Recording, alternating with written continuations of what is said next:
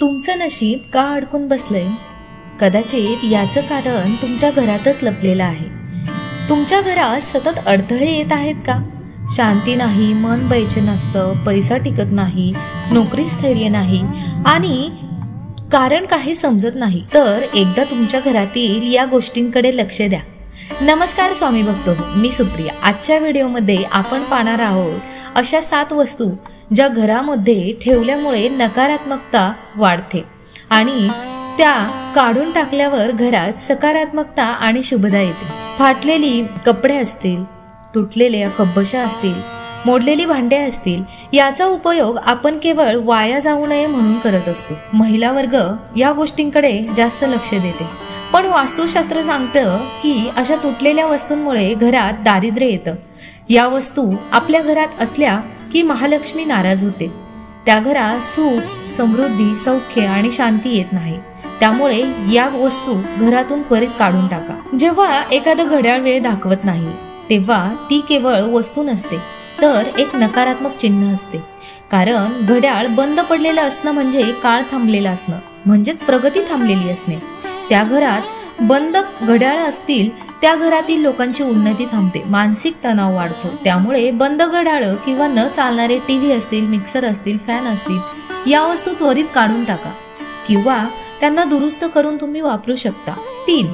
तुटलेली देवमूर्ती किंवा फाटलेले धार्मिक फोटो. अनेकदा आपण काय करतो, जुन्या तुटलेल्या देवमूर्ती घरात तशाच वर्षानुवर्ष ठेवतो, कारण त्यामध्ये आपली भावना असते, भक्ती असते. आणि कधी कधी आपल्याला असे वाटते की हे जर विसर्जित केले तर पाप तर लागणार नाही ना. परंतु असे नाही. अशा मूर्ती किंवा फोटो जेव्हा पूर्ण नसतात तेव्हा त्यामधून सकारात्मक शक्ती आहे, दैवी शक्ती आहे, ती त्यामध्ये मुळात नसतेच. तेव्हा जो फोटो किंवा मूर्ती ही भंग झालेली असते त्यामधून ती दैवी शक्ती निघून गेलेली असते आणि त्या जागी नकारात्मक शक्ती आलेली असते. भगवंत स्वतः पूर्णत्वाचे प्रतीक आहेत. अपूर्ण किंवा खराब अवस्थेत असलेली मूर्ती म्हणजे दुर्भाग्याचं आमंत्रण. म्हणूनच लवकरात लवकर अशा मूर्तींचं पूजन न करता त्यांचं योग्य प्रकारे विसर्जन करा. त्या जागी तुम्ही नवीन फोटो किंवा मूर्ती आणू शकता. 4. जळलेली अगरबत्ती, न संपलेला दिवा. घरात रोज देवपूजा करताना आपण अगरबत्ती, कापूर, दिवा लावतो, पण त्यानंतर जळलेल्या वस्तू जागच्या जागी तशाच राहतात. हे वस्तू घरात उरलेल्या ऊर्जा अडकून ठेवतात. वास्तूप्रमाणे जळलेल्या गोष्टींचं त्वरित विसर्जन केल्यास नकारात्मकता घरातून निघून जाते. 5. कृत्रिम फुलं आणि मृत फुलांचे हार. कृत्रिम फुलं ही सौंदर्यासाठी छान असतात, तरी ती मृत ऊर्जेचं प्रतीक मानली जातात.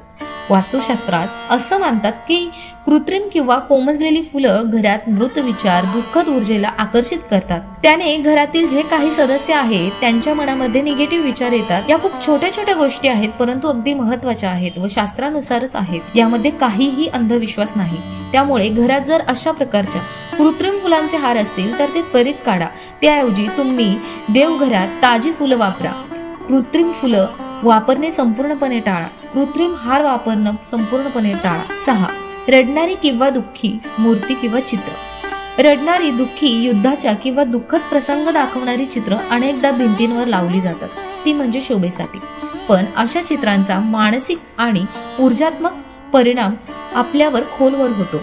ज्या घरात नेहमीच अशा चित्रांचं दर्शन होतं तेथील माणसे, तेथील सदस्य हे नकारात्मक जास्त विचार करतात आणि तिथे नकारात्मकता जास्त असते. त्या ठिकाणी लक्ष्मीचा वास नसतो. त्यामुळे तुमच्याही घरात जर अशा काही प्रतिमा असतील तर त्या त्वरित काढून टाका. या जागी तुम्ही देवाची, निसर्गाची चित्रे व प्रतिमा वापरू शकता. 7. मोडलेली झाडं, कोरडी कुंडी. घरात ठेवलेली कुंडी जर सतत कोरडी, मरणासन्न स्थितीत असेल तर ती समृद्धीच्या मार्गात अडथळा ठरते. घरात जर मृत झाडे असतील तर ती त्वरित काढून टाका. त्याऐवजी जीवन असलेली हिरवीगार झाडं शुभता वाढवतात, पण सुकलेली मृत झाडं नकारात्मक लहरी आणतात. त्यांना त्वरित काढा. तुम्हाला या गोष्टींची जाणीव झाली का? तुमच्याही घरात अशी एखादी वस्तू आहे का? अशा वस्तू लवकरच बाहेर काढा. कमेंट मध्ये लिहा, मी सुरुवात केली आहे. हा व्हिडिओ तुमच्या मित्रमैत्रिणींना शेअर करा आणि घरातील ऊर्जा शुद्ध करा. हे उपाय खूपच सोपे आहेत, पण परिणाम खूप मोठे देणारे आहेत. घरातला एक कोपरा, एक तुटलेली वस्तू तुमच्या संपूर्ण आयुष्यावर परिणाम करू शकते. आजच वेळ काढा, घर पहा आणि या वस्तू त्वरित काढून टाका. तोपर्यंत श्री स्वामी समर्थ. जय जय स्वामी समर्थ. हर हर महादेव. धन्यवाद.